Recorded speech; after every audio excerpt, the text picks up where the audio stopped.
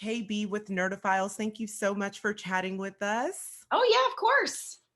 I discovered Virgin River during lockdown, and I immediately became smitten. So I binged watched it, within like a day, and it's just so lovely. So I'm so excited to be chatting with you. Thank you. Yeah, it seems to be the kind of show that people can just turn on and then they just let it roll. Just let it roll. Yes, It's yes. easy, and it's pretty. And Oh, it's a yeah, so gorgeous set. it is. I know it's beautiful. Vancouver is really quite stunning. It was freezing when we filmed the first season, but it looks very pretty, and we don't look so. You guys don't look cold. I was just about to say it looks very spring-ish, like you guys are all warm and you are probably like dying on the inside, like shivering every scene for sure. Yeah, because we were shooting from December to March in Vancouver, and it's freezing during that time. Oh my gosh. Well, kudos to you guys because you make it look so nice and cozy for sure. Thanks. So Mel is such a sweet and bold, brilliant, and also broken character, but I think that's what we love about her because she's just really a great example of all of the layers that we as women, are and have the right to be. So Mhm. tell me, just what's something that you've learned from Mel as a character that you've taken into your personal life? Um, well, what's interesting was I I feel like I actually used a lot of my personal life for the character because of her complex losses that she had gone through. And unfortunately, I've had a few losses in my own life. So diving into those dark places was kind of too natural for me, so to speak. Um, but in that, what I was trying to convey, and hopefully, I think this will sort of you'll see this arc happen a little bit more in the second season, was her grief. She's very grief stricken in the first season, and she's really trying to overcome it, and she doesn't want to let it drag her down. But grief is all consuming, and it is very hard to get over. And there's a lot of personal growth and strength we see in Mel throughout the first season. And I think what you'll see in the second season is she finally starts to come out of that dark grief.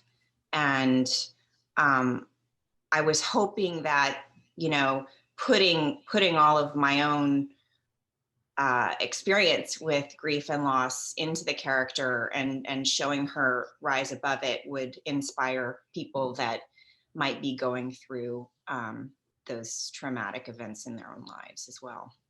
Oh yeah, for sure.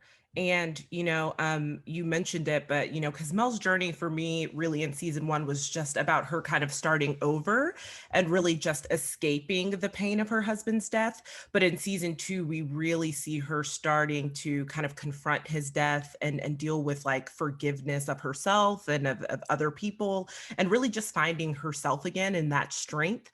But a lot of that strength and that patience is really tested through her relationship with Charmaine.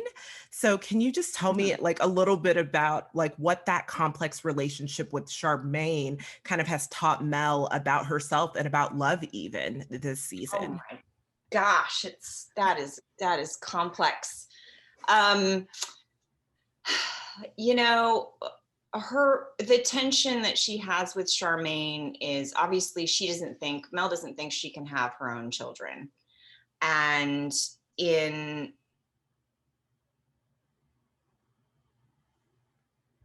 has to find um, empathy and respect. And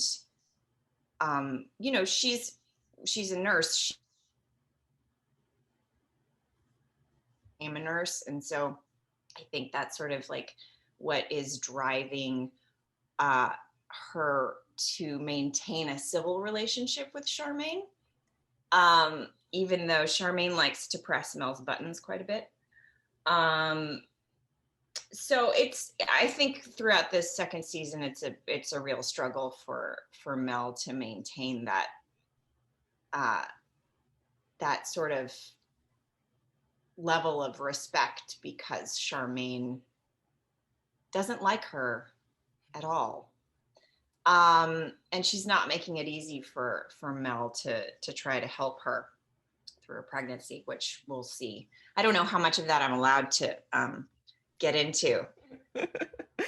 Yeah, it's interesting because Charmaine definitely does not like Mel, but we saw that in season one. You know, she kind of views her as competition, and she's really not the only one who doesn't either. I feel like in season one, Doc as well is kind of very much anti Mel, but this season their relationship evolves immensely in a very beautiful way, and it's really a joy to watch kind of Doc view Mel as a partner this Mhm. season.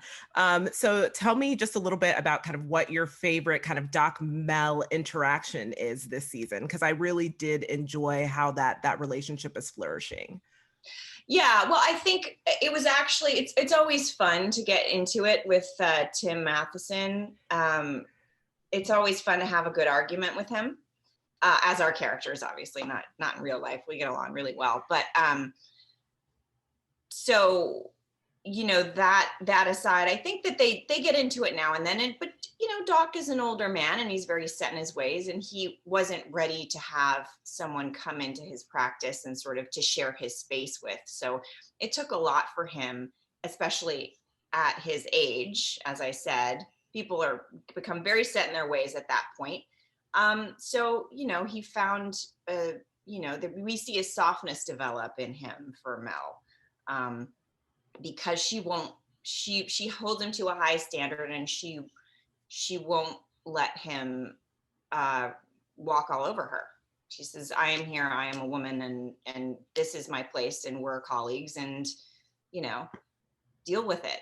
And I think he finds respect for her through that, and they develop kind of like a father-daughter relationship throughout the second season, which is really lovely to see, because you don't see Mel with her parents. I mean, she's you know, lost that in her life. And so it's a lovely dynamic. And those are some of my favorite scenes with Tim. I'm trying to remember between the first and the second season. Um, there's a scene where Mel is paying tribute to Mark, and uh, Doc and Hope are there by her side, and it's a really lovely moment, and you can see how the three care for each other very deeply. However, quick that scene was, but it was really lovely. Yeah, they become almost like her surrogate parents, almost like Jack's as well, because I do kind of feel like they also kind of serve as Jack's kind of surrogate parents a little bit. And True. so Yeah. it's nice to see that. So really my last question is about Jack and Mel. I feel like in season one, there was a bit of a tug of war. Jack knew very firmly what he wanted, but of course, like you mentioned previously, Mel is grieving. And so she's not really concerned with opening her heart to someone new. But in season two, we see that kind of soften a bit. So just what do you want fans to take away from this dynamic in season two, and kind of where do you hope that it goes if you guys get season three? Um, well, yeah, that does it kind of does go along with what I was saying about her overcoming her grief. She definitely didn't move to Virgin River looking for love. She was really trying to escape her loss. But I think the dynamic between Mel and Jack is really just undeniable, and um, there's a lot of obstacles that get thrown in their path. And of course, one of them is Charmaine. That's probably the biggest one. I think Mel was, pushing back, pushing back, pushing back in the first season, and then decided to be vulnerable and open her heart. And then, of course, she got a rude awakening, and so she started to push him away again. But I think that's I think they're going to go back and forth for a little while, and that they love each other so much. I hope they end up together in the end. But they have a lot.